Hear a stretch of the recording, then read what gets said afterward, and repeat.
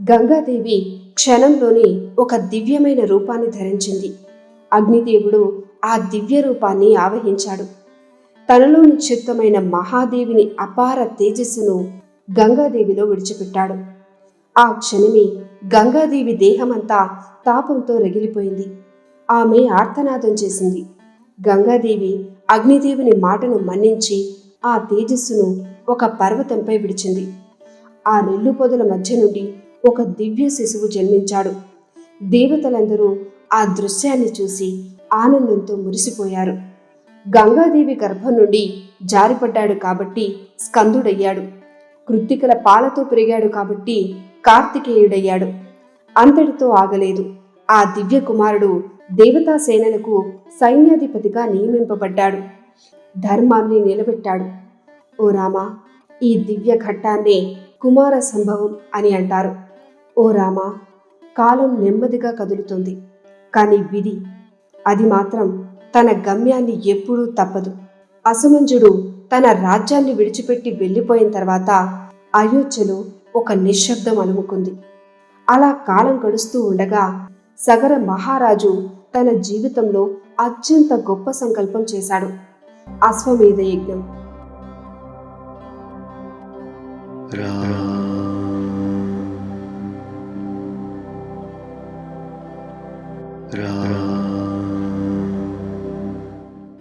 శ్రీరాముడు విశ్వామిత్ర మహర్షి వైపు వినయంగా చూపు మళ్లించి ఇలా అన్నాడు.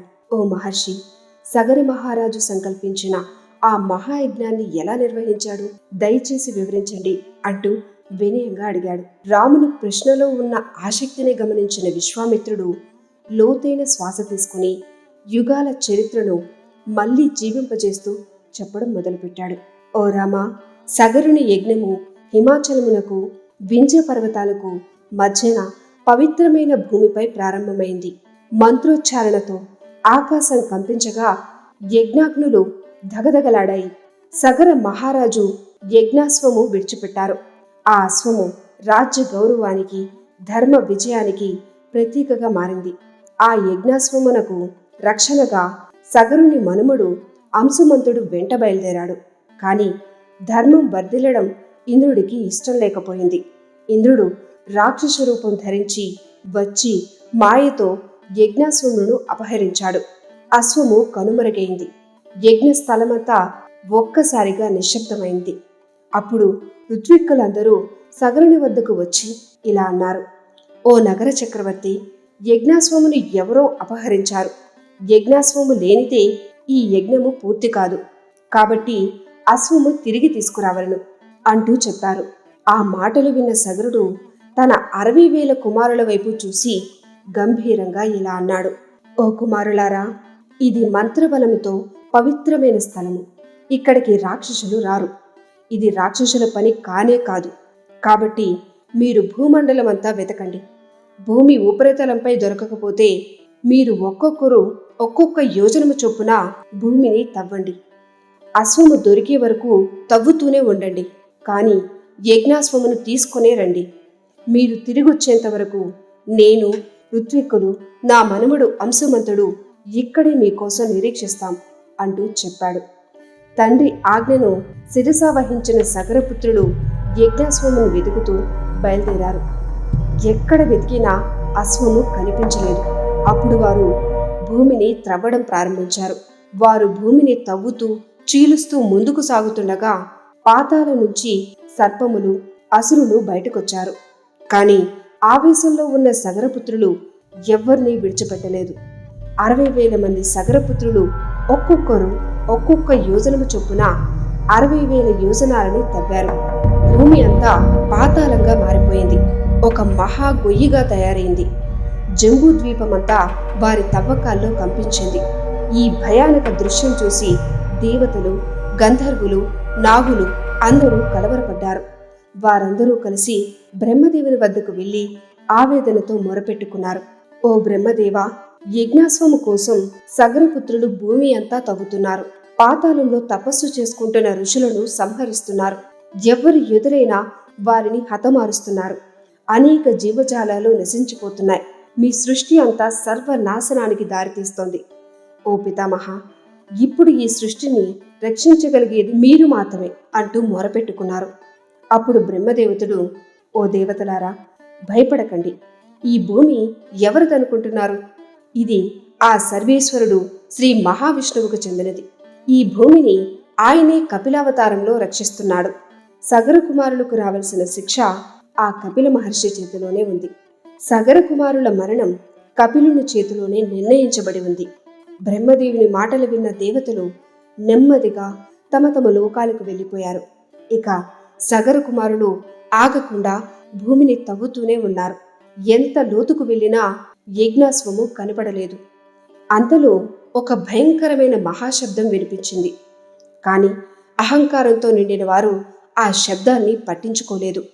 చివరికి తండ్రి సగరుని వద్దకు తిరిగి వచ్చారు. తండ్రి, మీ ఆజ్ఞ ప్రకారం భూమి అంతా తవ్వాం. యక్షులు, గంధర్వులు, నాగజాతులను సంహరించాం. కాని యశ్వాగ్నం మాత్రం కనబడలేదు. ఇప్పుడు ఏం చేయమంటారు అని అడిగారు. ఆ మాటలు విన్న సగరుని కళ్ళల్లో కోపాగ్ని మండింది. ఇంకా తవ్వండి, అశ్వాన్ని పట్టండి, యజ్ఞాశ్వము లేకుండా నా ఎదుటికి రాకండి అని ఉగ్రంగా ఆజ్ఞాపించాడు. తండ్రి ఆజ్ఞతో సగర కుమారులు మళ్లీ భూమిని తవ్వడం ప్రారంభించారు. ఈసారి వారు పాతాళలోకాన్ని చేరుకున్నారు. అక్కడ భూమండలాన్ని తన శిరస్సుపై మోస్తున్న విరూపాక్షుడు అనే మహాదిగ్గజ ఏనుగు వారికి దర్శనమిచ్చింది.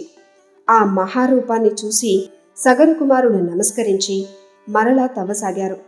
తూర్పు దిక్కున భూమిని మోస్తున్న మహాపద్ముడు అనే దిగ్గజుడు దర్శనమిచ్చాడు.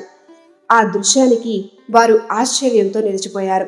ఆ ఏనుగుకి కూడా ప్రదక్షిణలు చేసి నమస్కరించారు. పశ్చిమ దిక్కును తవ్వగా సౌమనసుడు అనే దిగ్గజుడు భూమిని తన శిరస్సును మోస్తూ కనిపించాడు. అతనికి కూడా వారు వందనాలు అర్పించారు. ఉత్తర దిక్కున భద్రుడు అనే దిగ్గజుడు దర్శనమిచ్చాడు. అతనికి పూజలు చేసి చివరకు ఈశాన్య దిక్కుగా తవ్వసాగారు. అక్కడే గడ్డిని మేస్తూ ఉన్న యశ్వాగ్నము వారికి కనబడింది.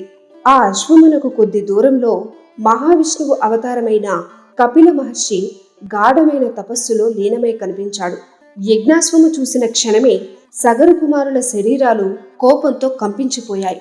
ఈ కపిలుడే మన యజ్ఞాశ్వమును దొంగలించాడు అని భావించి వారు ఆయుధాలు ఎత్తి కపిలుణ్ణి చుట్టుముట్టారు. ఓరి, నీవేనా మా యజ్ఞాశ్వాన్ని దొంగలించింది? మేమెవరమో నీకు తెలియనా? మేము సగర చక్రవర్తి కుమారులం. మా యజ్ఞాశ్వాన్నే దొంగలిస్తావా అంటూ గర్జించారు. అప్పుడే కపిల మహర్షి నెమ్మదిగా కళ్ళను తెరిచాడు. ఒక్కసారిగా కోపంతో హుంకరించాడు. ఆ హుంకారంలో నుంచి పుట్టిన దివ్యాగ్నిలో సగరుని 60,000 మంది కుమారులు ఒక్క క్షణంలో భస్మమైపోయారు. భూమి నిశ్శబ్దమైంది. పాతాళం వణికింది. ధర్మం విజయం సాధించింది. ఇక్కడ సగర చక్రవర్తి తన కుమారుల రాక కోసం ఎదురు చూస్తూ ఉన్నాడు. రోజులు గడుస్తున్నాయి, నెలలు మారాయి. కాని యజ్ఞాశ్వముతో పాటు తన కుమారులు మాత్రం ఇంకా తిరిగి రాలేదు. ఆ తండ్రి హృదయం అశాంతిగా మారింది. అప్పుడు సగరుడు తన మనుమడైన అంశుమంతుడిని పిలిచాడు. గంభీరంగా అతని వైపు చూసి ఇలా పలికాడు. కుమారా, నీవు వీరుడవు, పరాక్రమవంతుడవు. నీ పినతండ్రులు యజ్ఞాశ్వము వెతుకుతూ వెళ్ళి చాలా కాలమైంది. ఇంతవరకు వారు తిరిగి రాలేదు. నీవు వెళ్ళి వారి జాడను కనుక్కొని రా, కాని యజ్ఞాశ్వముతో తిరిగిరా అంటూ పలికాడు. తండ్రి స్వరంలో ఒక్కసారిగా గంభీరత పెరిగింది. జాగ్రత్త కుమారా, నీవు మహాబలవంతులతో పోరాడాల్సి ఉంటుంది. కాబట్టి కావలసిన అస్త్రశస్త్రాలను తీసుకుని వెళ్ళు. నిన్ను నమస్కరించిన వారికి తిరిగి నమస్కరించు. నిన్ను ఎదిరించిన వారిని నాశనం చేయి. కాని విజయుడివై తిరిగిరా. ఆ మాటలు విన్న అంశమంతుడు తాతగారికి నమస్కరించాడు. ఆ వీరుని అడుగులు భూమిని కంపింపజేస్తూ తన పినతండ్రుల జాడ కోసం బయలుదేరాయి. తన పినతండ్రులు తవ్విన మార్గాన్ని అనుసరిస్తూ అంశమంతుడు ముందుకు సాగాడు. మార్గ మధ్యంలో భూమండలాన్ని మోస్తున్న దిగ్గజ ఏనుగులను చూశాడు. వారిని వినయంగా ప్రశ్నించాడు. వారు చూపిన దారిలో అంశమంతుడు ముందుకు వెళ్ళాడు. అక్కడ తన పినతండ్రుల భస్మరాశులు. ఆ దృశ్యం చూసిన క్షణమే అంశమంతుని హృదయం వేదనతో చీలిపోయింది. కళ్ళల్లో కన్నీరు తిరిగింది. పక్కనే శాంతిగా మేత వేస్తూ ఉన్న యజ్ఞాశ్వము అతనికి కనిపించింది. ఇప్పుడు ఒకటే మిగిలింది. తన పినతండ్రులకు ఉదక తర్పణములు ఇవ్వాలి. కాని చుట్టూ చూశాడు. ఎక్కడా జలాశయం కనబడలేదు. అప్పుడే ఆకాశం నుండి ఒక మహావేగంతో గరుడు అక్కడికి వచ్చాడు. వంశపరంగా గరుడు సగర కుమారులకు మేనమామ.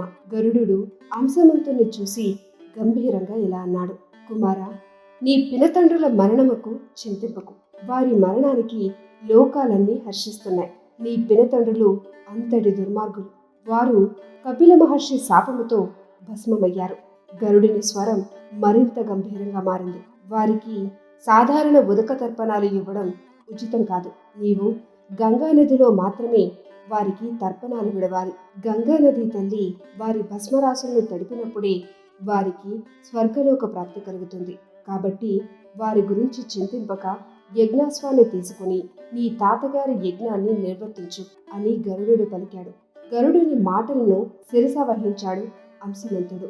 యజ్ఞాస్వాన్ని తీసుకుని తన పురమునకు తిరిగి చేరుకున్నాడు. యజ్ఞ దీక్షలో ఉన్న సగర చక్రవర్తికి జరిగిన సంగతులన్నీ వివరించాడు. గరుడు చెప్పిన విషయాలన్నీ ఒక్కొక్కటి తప్పకుండా తెలిపాడు. యజ్ఞాస్వాన్ని సగరునికి అప్పగించాడు. తన కుమారుల మరణాన్ని తలుచుకుని సగరుడు మౌనంగా విలిపించాడు. కొంతసేపటి తర్వాత తన్ని తాను నియంత్రించుకుని యథావిధిగా యజ్ఞాన్ని పూర్తి చేశాడు. కానీ తండ్రి మనస్సులో ఒక్కటే ప్రశ్న: గంగను భూమి మీదకు ఎలా తీసుకురావాలి అంటూ. ఎందుకంటే పవిత్రమైన గంగాజలం వారి భస్మరాశులపై పడితే కాని వారికి స్వర్గలోకం సిద్ధించదు. కానీ గంగ దేవతల ఆధీనంలో స్వర్గలోకంలో ప్రవహిస్తోంది. దానిని భూమి మీదకు తీసుకొచ్చే ఉపాయం సగరునికి దొరకలేదు. సగరుడు 30,000 సంవత్సరాలు రాజ్యపాలన చేశాడు. కానీ గంగను మాత్రం భూమి మీదకు తీసుకురాలేకపోయాడు. కాలం తీరింది. చివరికి సగరుడు స్వర్గస్థుడయ్యాడు. సగర చక్రవర్తి స్వర్గస్థుడైన తర్వాత ఆ వంశపు బాధ్యత తన మనుమడు అంశుమంతుడి భుజాలపై పడింది.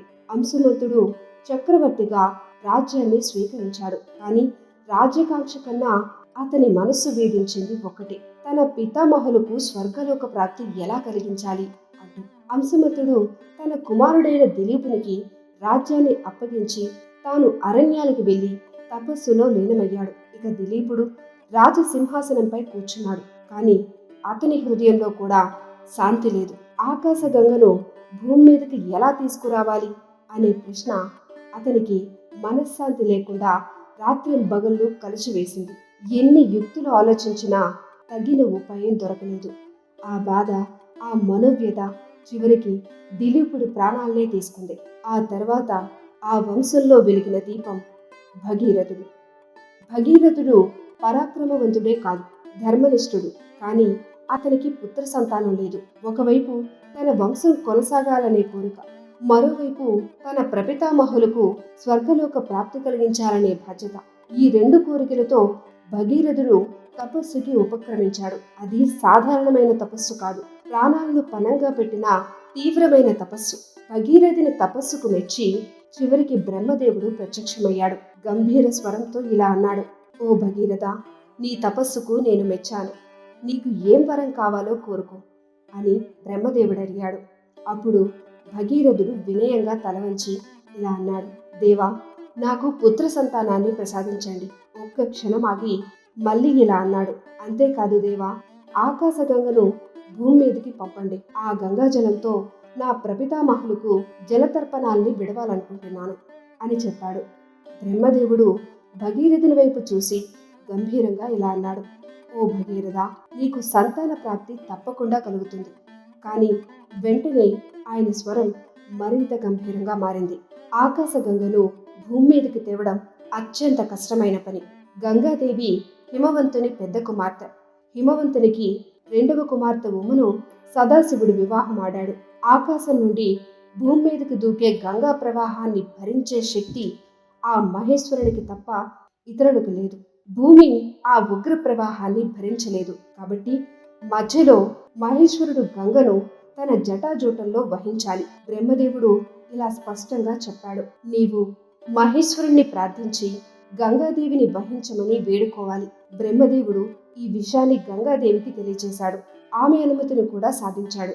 అంతటితో బ్రహ్మదేవుడు తన లోకానికి వెళ్ళిపోయాడు. బ్రహ్మదేవుడు తన లోకానికి వెళ్ళిపోయిన తర్వాత భగీరథుడు వెనక్కి తగ్గలేదు. ఆ రాజు సింహాసనాన్ని కాదు, సంకల్పాన్ని పట్టుకున్నాడు. ఒంటి కాలి మీద నిలబడి కళ్ళల్లో తపస్సు, మనస్సులో ధర్మం, హృదయంలో వంశ విముక్తి. 1 సంవత్సరం పాటు మహాశివుని గూర్చి తీవ్రమైన తపస్సు చేశాడు భగీరథుడు. ఆ తపస్సు భూమిని కంపింపజేసింది, ఆకాశాన్ని నిశ్శబ్దం చేసింది. చివరికి ఆ తపస్సుకు కరుణించి మహాశివుడు ప్రత్యక్షమయ్యాడు.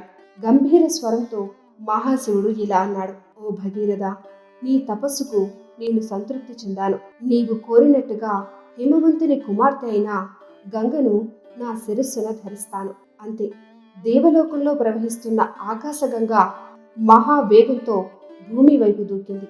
ఆ ప్రవాహం భూమిని చీల్చేంతటి ఉగ్రం. కానీ మహాశివుడు తన శిరస్సును అడ్డుపెట్టి ఆ గంగా ప్రవాహాన్ని ఆపాడు. అది చూసిన గంగకు కోపం వచ్చింది. ఏమిటిది, నా వేగాన్ని ఆపగలడా శివుడు అంటూ కోపగించుకుంది. నేను ఆయనతో సహా పాతాళంలోకి దూకుతాను అని మనస్సులో అనుకుంది గంగ. కానీ ఆ గర్వాన్ని గ్రహించిన మహాశివుడు తన శిరస్సు మీద పడ్డ గంగను తన ఘోరమైన జటాజూటంలో బంధించాడు. గంగ ఎంత ప్రయత్నించినా, ఎంత ఉగ్రంగా తన్నుకున్నా ఆ జటాజూటాల నుండి బయటికి రాలేకపోయింది. ఆకాశం నుండి బయలుదేరిన గంగ భూమి మీదకి దిగలేదు. దీంతో భగీరథుడు వ్యాకులపడ్డాడు. మళ్ళీ మళ్ళీ ఈశ్వరుని గూర్చి తపస్సు చేశాడు. భగీరథుని భక్తికి కరిగిన మహాశివుడు చివరికి బిందు సరోవర ప్రాంతంలో గంగను భూమి మీదకి విడిచిపెట్టాడు. శివుని జటాజూటముల నుండి విడిపడిన గంగ 7 మహాప్రవాహాలుగా భూమి మీదకి దూకింది. లదిని, పావని, నలిని తూర్పు దిక్కుగా ప్రవహించాయి. సుచక్షువు, సీత, సింధు పడమర దిక్కుగా ప్రవహించాయి. 7వది, ఆఖరిది భగీరథుణ్ణి అనుసరించిన ప్రవాహం.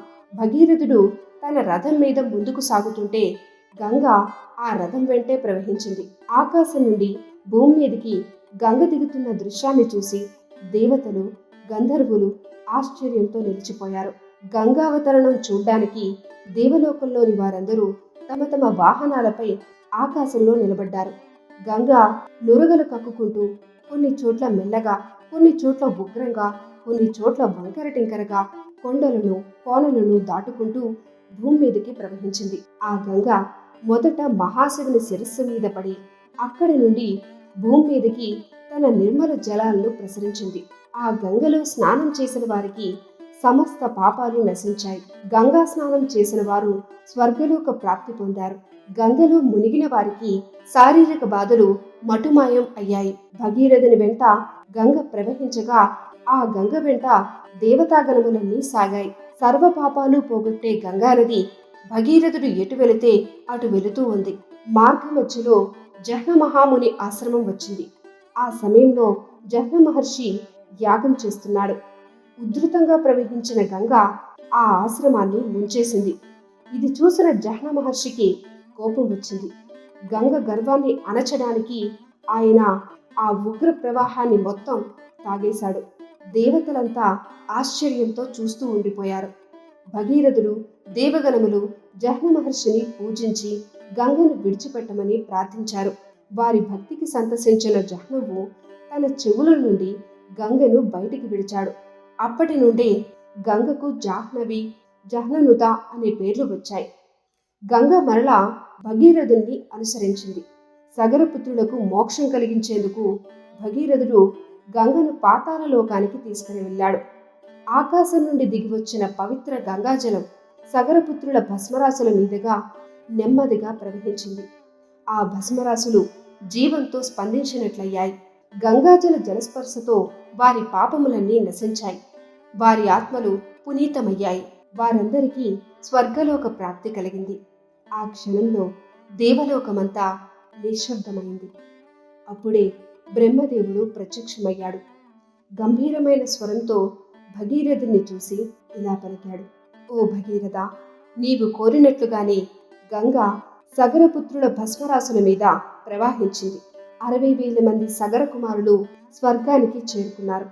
సాగరములు ఉన్నంత వరకు వారు స్వర్గలోకంలో నివసించగలరు అని చెప్పి మరలా ఇంకా కొనసాగించాడు. నీవు గంగను స్వర్గలోకం నుండి భూలోకానికి తీసుకొచ్చావు కాబట్టి ఆ గంగ నీకు పుత్రికతో సమానం. అందువలన ఈ రోజు నుండి ఆమె భాగీరథి అనే పేరుతో ప్రసిద్ధి చెందుతుంది అని బ్రహ్మదేవుడు పలికాడు. అంతటితో ఆగలేదు బ్రహ్మ. ఆ గంగ దేవలోకం నుండి భూలోకానికి, అక్కడి నుండి పాతాళానికి ప్రవహించింది.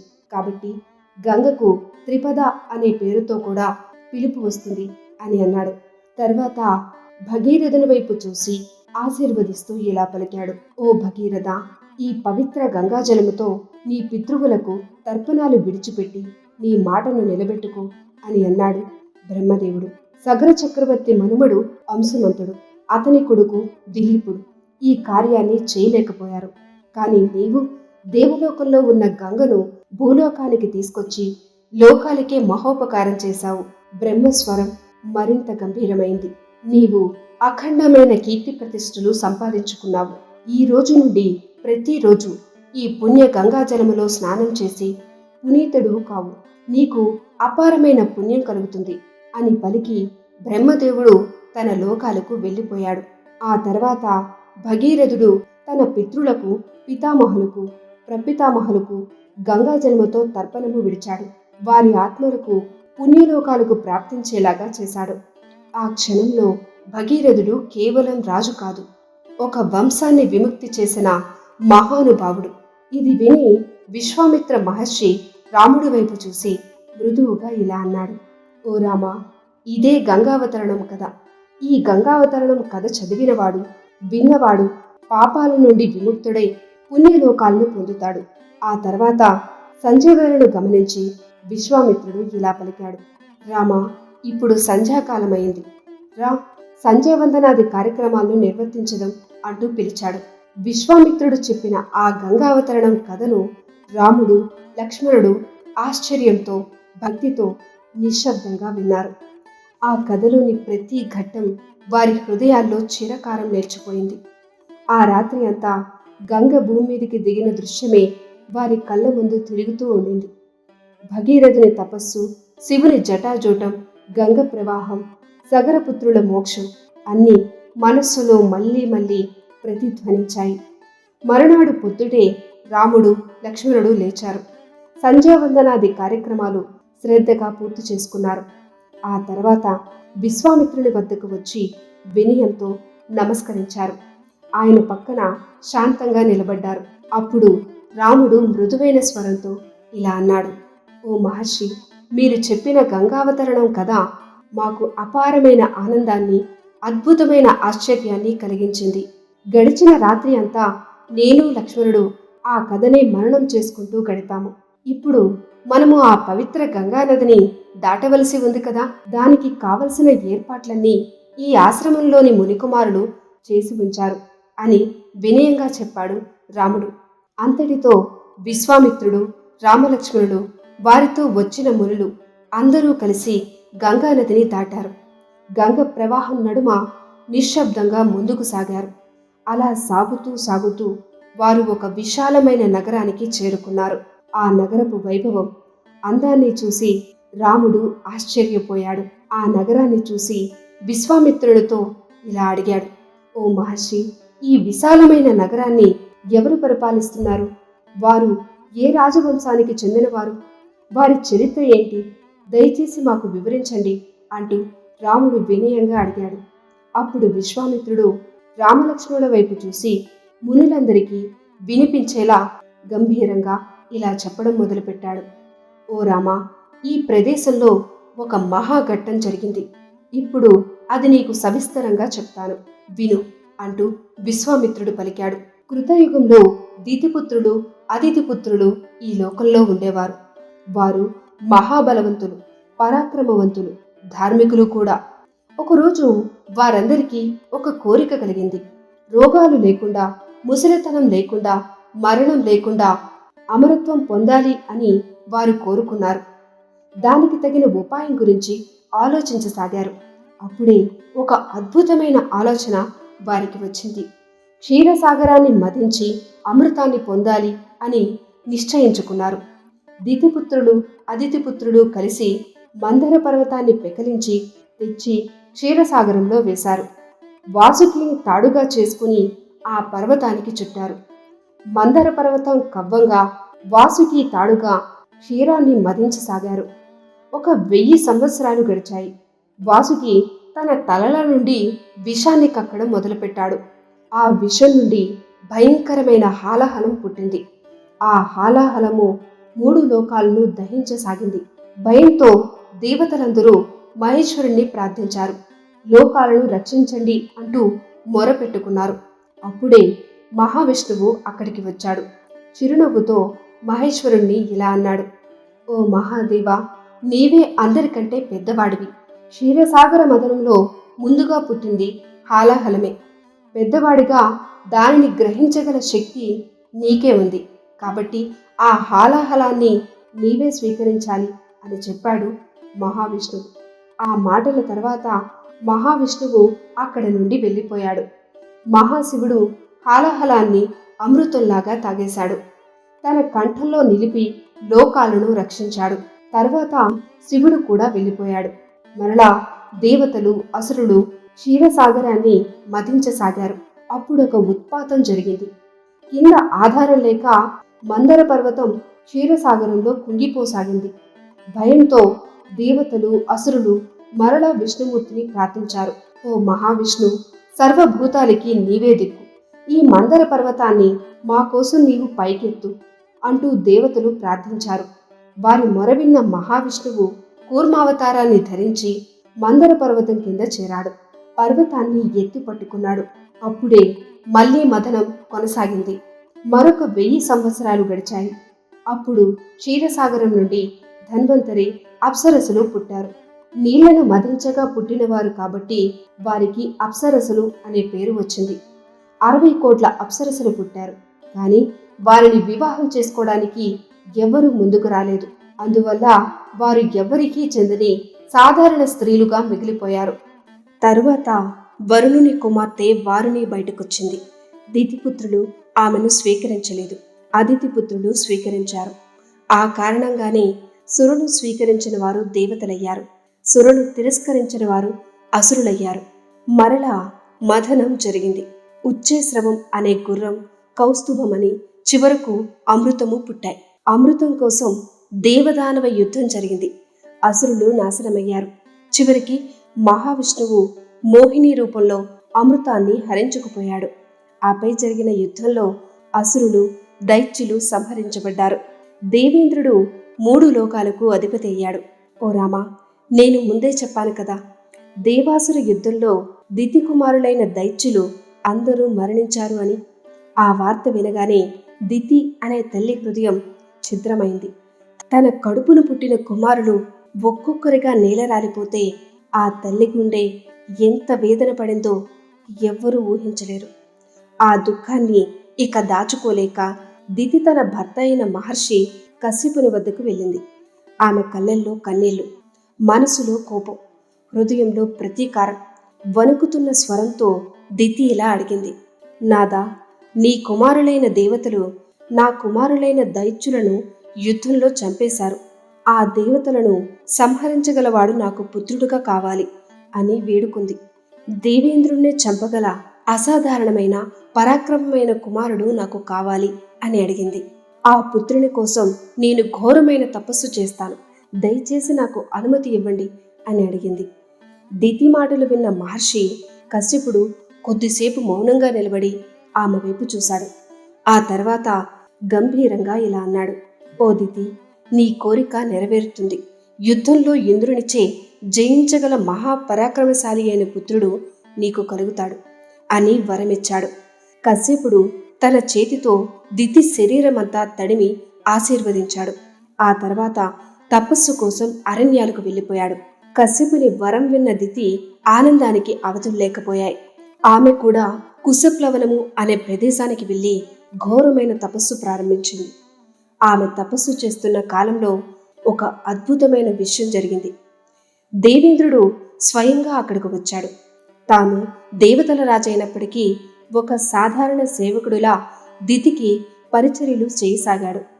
అగ్ని కార్యానికి కావలసిన సమిధలు, దర్భలు, నీళ్లు, పండ్లు అన్నీ సకాలంలో సమకూర్చేవాడు. దితికి శ్రమగా ఉంటే ఆమెకు కాళ్ళు పట్టేవాడు. ఏ లోటు లేకుండా సకల ఉపచారాలు చేసేవాడు. ఈ విధంగా 999 సంవత్సరాలు గడిచాయి. ఆ కాలం మొత్తం దేవేంద్రుడు దితికి సేవ చేస్తూనే ఉన్నాడు. ఆ సేవలకు దితి ఎంతగానో సంతోషించింది. ఒకరోజు ఇంద్రునితో ఇలా పలికింది: ఓ దేవేంద్ర, నేను పరాక్రమవంతుడైన పుత్రుని కోసం నీ తండ్రి అయిన నా భర్త కశ్యపుణ్ణి వరం అడిగాను. 1000 సంవత్సరాలు పూర్తయిన తర్వాత నాకు కుమారుడు కలుగుతాడు అని ఆయన వరం ప్రసాదించాడు. ఇంకొక 10 సంవత్సరాలలో నీకొక సోదరుడు పుడతాడు. నీవు నా కుమారుడు కలిసి ఈ ముల్లోకాలను పాలించండి. ఆ మాటలు చెప్పిన తర్వాత దితి నిద్రించడానికి లోపలికి వెళ్ళింది. కానీ త్వరగా నిద్ర రావాలనే ఆతృతలో ఆమె ఒక పెద్ద పొరపాటు చేసింది. తల పెట్టుకుని నిద్రించవలసిన చోట్ల కాళ్ళు పెట్టుకుని నిద్రించింది. అంతేకాదు, ఆమె తల వెంట్రుకలు ఆమె పాదాలను తాకాయి. ఆ కారణంగా ఆమె అపవిత్రమైంది. ఈ దృశ్యాన్ని చూసిన దేవేంద్రుడు మనస్సులో సంతోషించాడు. అదే అవకాశంగా తీసుకుని దితి గర్భంలోకి ప్రవేశించాడు. గర్భంలో పెరుగుతున్న పిండమును 7 ముక్కలుగా నరికాడు దేవేంద్రుడు. ఆ విధంగా ఖండించబడిన ఆ పిండము గట్టిగా ఏడవసాగింది. ఆ ఏడుపులు వింటూ ఇంద్రుడు ఆ పిండంతో అన్నాడు: ఏడవద్దు ఏడవద్దు అంటూనే మళ్ళీ మళ్ళీ ఆ పిండాన్ని ఖండించాడు. ఆ ఏడుపు విని దితి నిద్రలో నుండి మేల్కొంది. తన గర్భంలో జరుగుతున్న దారుణాన్ని గ్రహించి విలపిస్తూ ఇంద్రుణ్ణి వేడుకుంది. నా గర్భంలో పిండాన్ని చంపవద్దు అంటూ రోధించింది. తల్లి మాటలకు గౌరవం ఇచ్చి ఇంద్రుడు ఆమె గర్భంలో నుండి బయటకొచ్చాడు.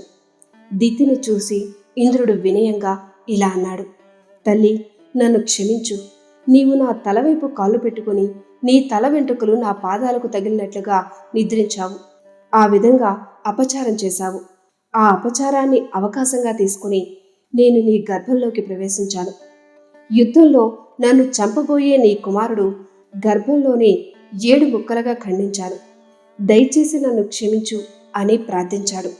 తన గర్భంలోనే 7 ముక్కలుగా ఖండింపబడిన తన కుమారుని తలుచుకుని దితి అనే తల్లి ఎంతగానో దుఃఖించింది. ఆమె గుండెల్లో వేదన అగ్నిమంటల్లా మండింది. కొద్దిసేపటికి ఆమె తనను తాను సంభాళించుకుంది. ఆమె చూపు దేవేంద్రుని మీద పడింది. ఆ తల్లి స్వరం ఇప్పుడు కోపంతో కాదు, కరుణతో నిండిపోయింది. దితి ఇలా అంది: కుమారా, తప్పు నాది. నిన్ను నిందించాల్సిన పని లేదు. నీవు నీ రక్షణను నీవే చూసుకున్నావు. నా గర్భస్థ శిశువును 7 ముక్కలుగా ఖండించావు. ఎలాగూ నా గర్భం విచ్ఛిన్నమైంది. కానీ నీవు నాకొక ఉపకారం చెయ్యి అని చెప్పి ఆమె క్షణం ఆగింది. తర్వాత గంభీరంగా ఇలా కొనసాగించింది: ఈ 7 ఖండములను 7 మరుత్తు స్థానములకు పాలకులుగా నియమించు. నా 7 కుమారులు దివ్య రూపములతో వాతస్కందములకు స్థానపాలకులుగా ఉండుగాక. వారికి మరుత్తులు అనే పేరు సార్థకమవుగాక అంటూ దితి మాటల్లో తల్లి గర్వం వినిపించింది. ఆమె మరలా ఇలా చెప్పింది: ఈ మరత్తుల్లో ఒకరు బ్రహ్మలోకంలో, ఒకరు ఇంద్రలోకంలో, 3వవాడు వాయులోకంలో నిత్యం సంచరిస్తూ ఉండుగాక. మిగతా 4 కుమారులు నీ ఆజ్ఞకు లోబడి 4 దిక్కులను పరిపాలించుదురుగాక అంటూ పలికింది. ఆ తర్వాత దితి ఒక సత్యాన్ని గుర్తు చేసింది. నీవు నా కుమారుణ్ణి ఖండిస్తున్నప్పుడు ఏడవకు మారుతా అని అనునయించావు కదా. అందుకే నా కుమారులు మరుత్తులు అనే పేరుతో పిలువబడుదురుగాక అంటూ చెప్పింది. ఈ మాటలు విన్న దేవేంద్రుడు ఆ తల్లి ముందు సాష్టాంగ నమస్కారాలు చేశాడు. చేతులు జోడించి వినయంగా నిలబడ్డాడు. అమ్మా, నీవు చెప్పినట్లే జరుగుతుంది. నీకు శుభమే కలుగుతుంది అని వాగ్దానం చేశాడు. అనంతరం దితి దేవేంద్రుడు స్వర్గలోకానికి వెళ్ళిపోయారు. ఓ రామా, ఈ ప్రదేశంలోనే దితి తపస్సు చేసింది. ఇక్కడే దేవేంద్రుడు ఆమెకు ఉపచారాలు చేశాడు అంటూ విశ్వామిత్రుడు చెప్పాడు. ఈ భూమి అందుకే పుణ్యభూమి అయింది. కాలం గడిచింది. తర్వాతి కాలంలో ఇక్ష్వాకు వంశంలో అలంబుస అనే ఆమెకు విశాలుడు అనే కుమారుడు జన్మించాడు. ఆ విశాలుడే ఈ మహానగరాన్ని నిర్మించాడు. అతని పేరుతోనే ఈ నగరం విశాలపురము అని ప్రసిద్ధి చెందింది.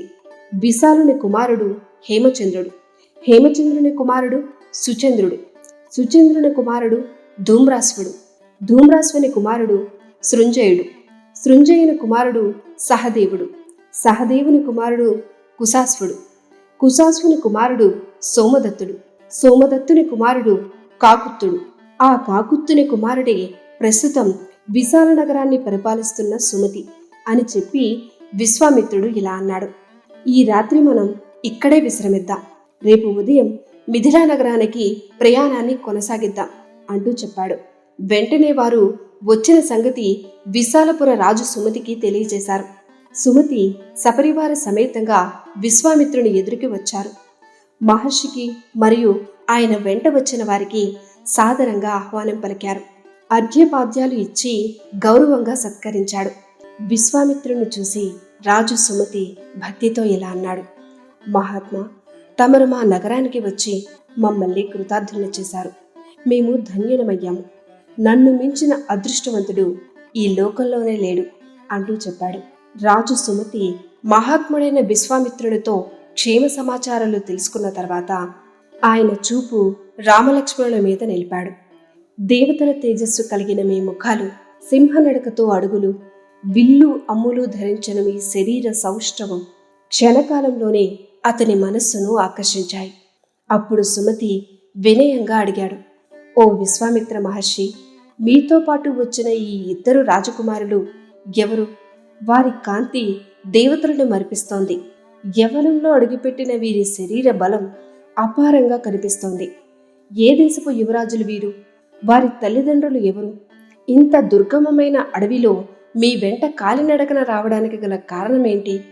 అభ్యంతరం లేకపోతే దయచేసి తెలియజేయండి అంటూ విశ్వామిత్రుడిని అడిగాడు. అప్పుడు విశ్వామిత్రుడు శాంతమైన స్వరంతో సంపూర్ణంగా జరిగిన ప్రతి విషయాన్ని వివరించాడు. సిద్ధాశ్రమంలో యాగ సంకల్పం, ఆ యాగాన్ని భంగం చేయడానికి వచ్చిన రాక్షసులు, అయోధ్యకు వెళ్ళి దశరథ మహారాజును కోరడం, రామలక్ష్మణులను యాగరక్షణకు పంపించడం, వీరిద్దరూ రాక్షసుల్ని సంహరించడం, యాగాన్ని విజయవంతంగా పూర్తి చేయడం, ఆ తర్వాత మిథిలకు ప్రయాణం, మధ్యలో విశాలపురానికి రావడం వరకు అన్ని విషయాల్ని క్షుణ్ణంగా చెప్పాడు. విశ్వామిత్రుని మాటలు విన్న సుమతి ఆనందంతో ఉప్పొంగిపోయాడు. దశరథ కుమారులైన మీకు రాజోచిత అతిథి సత్కారాలు చేశాడు. ఆ రాత్రి విశ్వామిత్రుడు, రాముడు, లక్ష్మణుడు సుమతి మందిరంలో విశ్రాంతి తీసుకున్నారు. మరుసటి రోజు ఉదయం మిథిలా నగరం వైపు ప్రయాణం కొనసాగింది.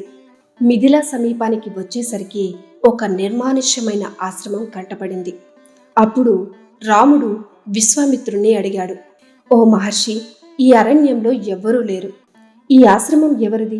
ఇక్కడ ఇంత నిశ్శబ్దంగా ఎందుకుంది అంటూ రాముడు అడిగాడు. అప్పుడు విశ్వామిత్రుడు చెప్పాడు, ఓ రామా, ఇది మహర్షి గౌతముని ఆశ్రమం. ఆయన భార్య అహల్య. ఒకరోజు గౌతముడు ఆశ్రమంలో లేని వేళ దేవేంద్రుడు గౌతముని వేషం ధరించి ఈ ఆశ్రమంలోకి ప్రవేశించాడు. అహల్యను చూసి కామావేశంతో ఇలా అన్నాడు, ఓ సుందరి, నేను కాముకుడను. కాముకులు సమయం కోసం ఎదురు చూడరు. నిన్ను కోరుకుంటున్నాను అని చెప్పాడు. తన భర్త వేషంలో ఉన్నవాడు ఇంద్రుడేనని తెలుసుకున్న అహల్య ఆ కోరికకు లోనై దుర్బుద్ధితో అతనితో రతిక్రీడకు అంగీకరించింది. తృప్తి చెందిన తర్వాత అహల్య ఇలా చెప్పింది, ఓ దేవేంద్ర, నా కోరిక తీరింది. ఇప్పుడు తొందరగా వెళ్ళిపో. గౌతముడు వస్తే మనిద్దరికీ ప్రమాదం అంటూ కంగారుగా చెప్పింది.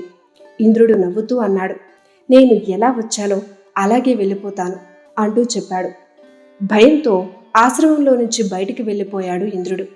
అదే సమయంలో సమిధలు దర్భలు పట్టుకుని గౌతముడు ఆశ్రమానికి వచ్చాడు.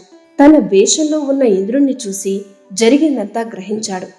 ఆగ్రహంతో గౌతముడు శపించాడు, ఓ దుర్మతి, నా వేషం వేసుకుని నా భార్యతో సంగమించిన నీ వృషణాలు నేలపడిపోవుగాక అంటూ శపించాడు. ఆ శాపం వెంటనే ఫలించింది. ఇంద్రుని వృషణాలు నేలపై పడ్డాయి. తర్వాత గౌతముడు అహల్య వైపు చూశాడు. వణికిపోతున్న అహల్యను చూసి ఇలా అన్నాడు, అహల్య, నీవు పాపం చేశావు. అందుకే 1000 సంవత్సరాలు ఈ ఆశ్రమంలో అదృశ్య రూపంలో మట్టిలో దొర్లుకుంటూ నిరాహారంగా గాలిని ఆహారంగా తీసుకుంటూ తపస్సు చేయాలి. దశరథ కుమారుడైన రాముడు ఈ ఆశ్రమంలోకి అడుగుపెట్టినప్పుడు నీకు శాప విమోచనం కలుగుతుంది. ఆయనను పూజించి అతిథి సత్కారం చేసి శుద్ధురాలవై నన్ను చేరగలవు అని చెప్పి గౌతముడు హిమవత్ పర్వతాలకు వెళ్ళిపోయాడు. ఓ రామా, గౌతమ మహర్షి శాపానికి ఫలితంగా దేవేంద్రుని వృషణాలు నేలపడ్డాయి. ఆ అవమానాన్ని, ఆ వేదనను భరించలేక ఇంద్రుడు హృదయం చీలిపోయే దుఃఖంతో విలపించాడు. అగ్నిదేవుని దగ్గరకు, ఇతర దేవతల దగ్గరకు, ఋషుల దగ్గరకు వెళ్ళి ఇలా అన్నాడు: నేను ఇది స్వార్థం కోసం చేయలేదు. మీ దేవకార్యం కోసం గౌతమునికి కోపం తెప్పించాను. ఆయన తపస్సును భగ్నమయ్యేలా చేశాను. దాని ద్వారా మీ కార్యం నెరవేరింది. కానీ దానికి మూల్యంగా నా వృషణాలను కోల్పోయాను. నేను మీకోసం ఇదంతా చేసినప్పుడు ఇప్పుడు నన్ను రక్షించవలసిన బాధ్యత మీది. నా వృషణాలను మళ్ళీ నాకు కలిగేలా చేయండి అంటూ దేవేంద్రుడు అగ్నిదేవుడికి, మిగతా దేవతలందరికీ చెప్పాడు. దేవేంద్రుని మాటలు విన్న అగ్నిదేవుడు మిగిలిన దేవతలతో కలిసి పితృదేవతల దగ్గరకు వెళ్లారు. అక్కడ వారు వినయంగా ఇలా ప్రార్థించారు: ఓ పితృదేవతలారా, మానవులు యజ్ఞాలు చేసేటప్పుడు మేషములను బలిగా ఇస్తారు. ఆ మేషముల వృషణాలు మీకు హవిస్సులుగా సమర్పిస్తారు. అలా యజ్ఞాలలో మీకు లభించిన మేష వృషణాలను ఇప్పుడు వృషణాలు కోల్పోయిన దేవేంద్రునికి ప్రసాదించండి అంటూ వేడుకున్నారు. పితృదేవతలు ఆ ప్రార్థనను అంగీకరించారు. యజ్ఞాలలో తమకు అర్పించబడిన మేషముల వృషణాలను తీసుకుని దేవేంద్రునికి అతికించారు. ఆ క్షణం నుండి ఇంద్రుడు మేషవృషణుడు అయ్యాడు. అందుకే ఓ రామా, ఆ రోజు నుండి పితృదేవతలు వృషణములు లేని మేషములనే ఆహారంగా స్వీకరిస్తున్నారు. ఇలా కథను ముగిస్తూ విశ్వామిత్రుడు అన్నాడు: రామా, ఇక మనము అహల్య ఉన్న ఆశ్రమంలోకి ప్రవేశించి ఆమెకు శాప విమోచనం కలిగిద్దాం అంటూ విశ్వామిత్రుడు అన్నాడు.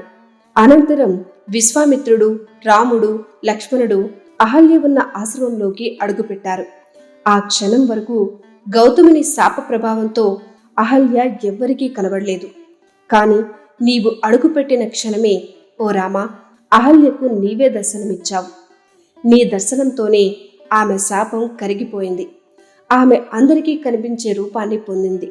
రామలక్ష్మణులు ఆ పవిత్రురాలైన అహల్య పాదాలకు నమస్కరించారు. గౌతముడు చెప్పిన మాటలు అహల్యకు గుర్తొచ్చాయి. దశరథ కుమారుడైన రాముణ్ణి దర్శించినప్పుడు నీకు శాప విమోచనం కలుగుతుంది అన్న గౌతముని మాటలు నిజమయ్యాయి. అహల్య రామలక్ష్మణులకు అర్ఘ్యం, పాద్యం ఇచ్చి అతిథి సత్కారాలు చేసింది. ఆ అపూర్వ దృశ్యాన్ని చూసి ఆకాశంలోని దేవతలు దుందుగులు మృగించారు. అప్సరసలు నాట్యం చేశారు. దేవతలందరూ అహల్యను మెచ్చుకున్నారు. అదే సమయంలో గౌతమ మహర్షి అక్కడికి వచ్చాడు. శ్రీరామ దర్శనంతో పరిశుద్ధురాలైన అహల్యను తన భార్యగా స్వీకరించాడు. గౌతముడు, అహల్య రాముణ్ణి పూజించారు. రాముడు వారి పూజలను స్వీకరించాడు. తర్వాత గౌతముడు అహల్యతో కలిసి మళ్లీ తపస్సుకు వెళ్ళిపోయాడు. రాముడు, లక్ష్మణుడు విశ్వామిత్రుణ్ణి అనుసరించి మిథిలా నగరానికి ప్రయాణం కొనసాగించారు.